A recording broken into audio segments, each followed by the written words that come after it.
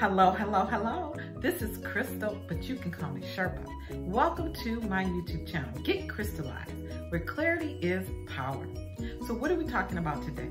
Today, we're talking about the importance of having clarity around who you are. And the reason this has come up for me is it's International Women's Day. The day that this is being recorded, and I did a Facebook Live, and I did not realize how passionate I am on the topic until I watched my own video. And I thought, you know what, this might be good to share on the YouTube channel to keep it front of mind, because I think it's a really important topic. And that is about being comfortable and connected with the essence of who you are. So specifically as it relates to gender roles, male and female, masculine and feminine. And the reason that I know that this is so important is because I know from my personal experience that I have lived primarily in both gender roles. When I was married, because I felt like my husband at the time was not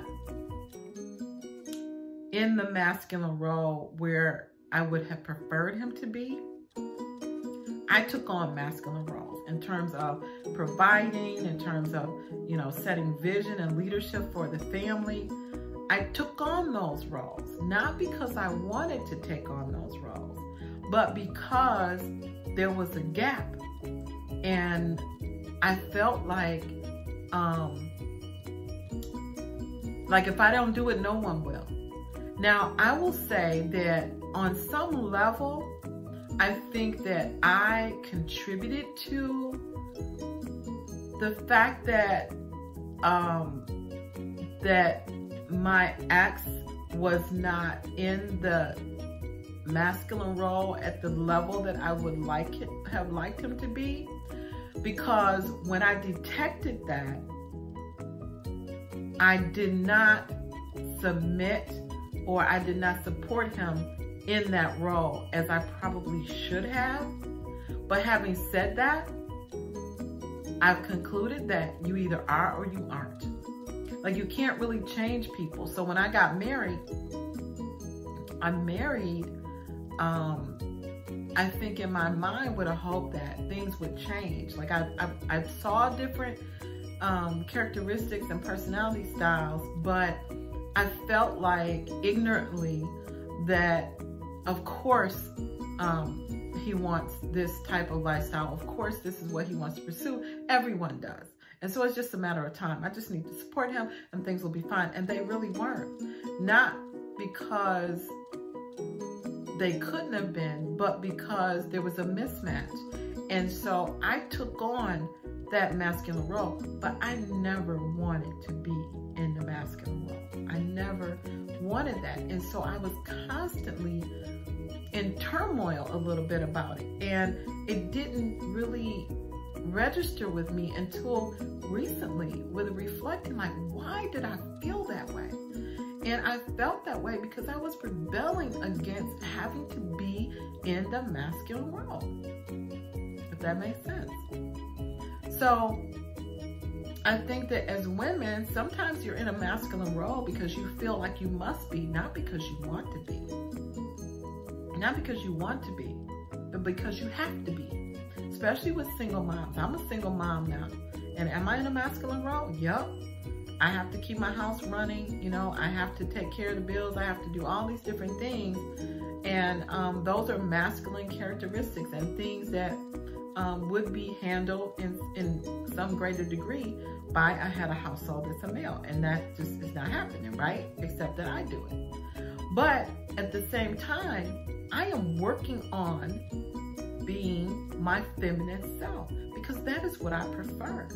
I don't want to be forced into behaving a certain way just because of the circumstances I'm in. I want to take who I am and conduct myself in whatever situation in a way that's true to me and the essence of who I am as a person. And so I think that there's clarity that's needed there. For me personally, I have decided that I like being a feminine female. And so I'm working on being that way. And I know that there are a lot of women, professional women, who might not agree with that, who might say, well, you know what, I'm just going to be me, and the masculine role feels good. And to those women, I say, good for you. Be in the role that you're comfortable in. I'm not saying there aren't some masculine women. There are masculine women and there are feminine men, believe it or not. And so I'm not suggesting that anyone should be outside of who they are. I am suggesting you should be who you are, embrace who you are, and live in the essence of who you are. And not be swayed by society, by circumstances, by situations, to be anything different than who you really are. So I'm going to share my Facebook Live video with you from today. I was a little heated, and it's kind of funny when I was looking at it afterward, but I just wanted to kind of set the tone for where that's coming from for me, in the sense that it's really important to me that I'm true to myself now, because I spent so many years of my life not being true to myself, that now it's a requirement. I must be true to me. So I hope you enjoy the video, and I'll talk to you on the other side. Bye. Hello, hello, hello. This is Crystal. You can call me Sherpa, and I am glad you are here. But listen, I have had a little bit of a wicket today because it's International Women's Day. Congratulations, women, for being recognized. I'm happy for you and me because they're recognized. But I gotta tell you something. I was wondering why, like a lot of times these days, you know, Women's Day, Black History Month, all this kind of stuff, I always had like a little contention with days like this. And I couldn't really understand why. Like, what's your problem? You're a woman, you should be excited it's Women's Day. You know what I mean? Like literally, like, what's wrong with me? What is my problem? What is my problem? So, but today it dawned on me, because I was just like determined, like, man, it's International Women's Day. Why aren't you fired up? Here's the thing. The first thing, so what I'm going to share with you are 3 reasons why, maybe I have 3, I don't know, 3 reasons why I think that days like this minimize the potential, the human potential that is out there. And it keeps us suppressed when we should be elevated. Okay? So that's my problem. So the first thing is that when we talk about equal, okay, when we talk about International Women's Day and we talk about equal pay for men and women and all of that, we're only talking about one aspect of our lives, which is our job. We're talking about if a man and a woman are going into a job and they're performing the same activities, that they should be compensated because, you know, equally. I don't have a problem with that. The problem that I have is that we're not equal. We were never defined. We were never designed to be equal. There's always been a masculine and a feminine, period. And we're all human beings. Like, we're already equal. We're already equal. We're absolutely equal in the sense that we're here with a purpose to serve, that we will optimize when we find a purpose where we're serving others, but we're never going to be equal. And we shouldn't be, because everyone should be an optimal version of themselves. Well, let me not say that. I'm not going to say we're never going to be equal.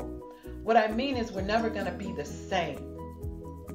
And that whole concept of equality, to me, is confined in the workplace. And we should not be defining who we are based on our job anyway. So this is my contention with International Women's Day, you know, Black History Month, all this stuff, is it elevates and it makes it seem like this is a great big deal that we made some progress, when the reality is we haven't made any progress, because we're still making associations and judging people based on characteristics that have nothing to do with what they are capable of, like animals. Like animals out in the wild, They have a reason and a purpose to look at somebody's physical characteristics and decide, oh, that one might hurt me. Oh, this one is good for food. This one is good for something else. I really like the way that one looks. Okay? In the wild, animals, they have reason to look at other physical characteristics because it's a survival mechanism.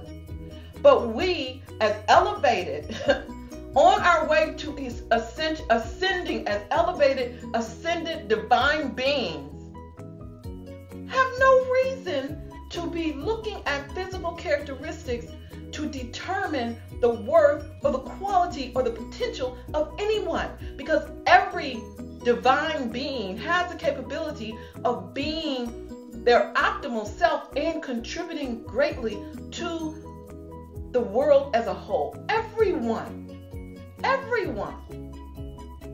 And so this whole, women, men, black people, Latino, Hispanic, and all of that, you know what? That just puts a bug. That's like a bug in my craw. I'm sorry.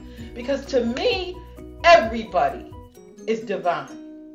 Everybody has the capability to do great things. And no one should be suppressing that. What we're celebrating when we celebrate those days is it, oh, wow, look at here. Even though we've been suppressed, we elevated to this level. Well, think about where you would be if you didn't have to prove yourself to push through somebody else's insecurities. Where would you be then? So my wish, and we will get there, I have complete belief in humankind that we will get there, is that we don't look at people like animals, making decisions based on whether they're male or female, or whether they have brown skin or black skin or light skin, or whether they're gay or straight or whatever. We're not looking at that. We're looking at, here's a human being who was created and is connected with infinite intelligence, that has a specific purpose to be here on the planet to serve everyone else, and I'm going to help them find it, or I'm going to encourage them, or I'm going to, seek to understand more about them, and stop making all these divisions, all these divisions that we have. We divide on religion, we divide on politics, we divide on all these things, but none of that matters, because humankind as a race, we can do so much more. I'm a little bit on a wicked today, but we can do so much more. And that is the challenge, right?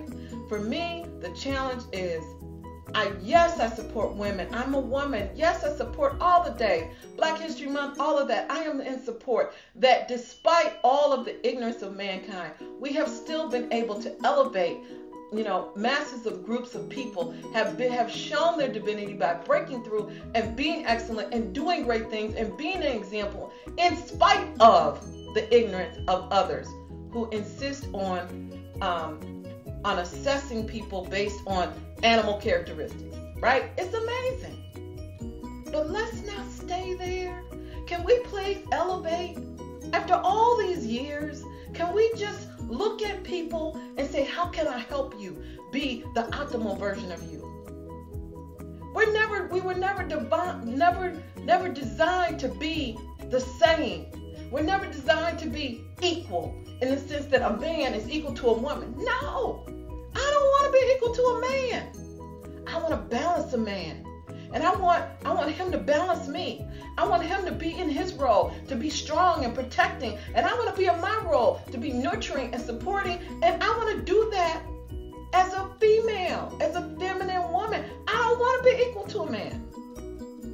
But there's no need for us to be equal, because we're already equal in the sense that we're divine. We just need to balance each other out and appreciate those characteristics that make men men and women women, and optimize them and enjoy the synergy of a man being a man and a woman being a woman. And then we wouldn't need all this other stuff. So anyway, I'm beside myself today, because I was wondering, like, why do I feel this way? And it finally dawned on me is that I have so much higher expectations for humankind. I have so much higher expectations for people that when we have days like this, even though they're amazing, it's still so much less and so far below what we could be. So anyway,